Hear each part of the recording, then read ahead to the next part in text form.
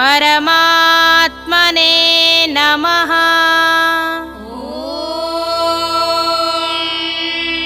श्री परमात्मने नमः। श्रीमद्भगवद्गीता श्रीमद्भगवद्गीता अथ अष्टमोऽध्यायः। अथ अष्टमोऽध्यायः।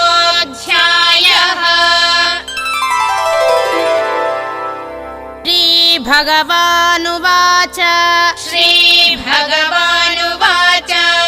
धूमो रात्रिस्तथा कृष्णः धूमो रात्रिस्तथा कृष्णः षण्मासा दक्षिणायनम् षण्मासा दक्षिणायनम् तत्र चान्द्रमसं ज्योतिः तत्र चान्द्रमसं ज्योतिः योगी प्राप्य निवर्तते योगी प्राप्य निवर्तते।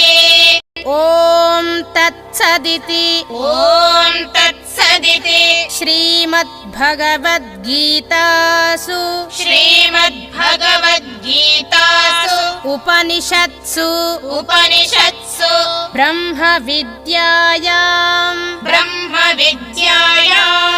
योगशास्त्रे श्रीकृष्णार्जुन संवादे अक्षरब्रह्मयोगो नाम अष्टमोऽध्यायः।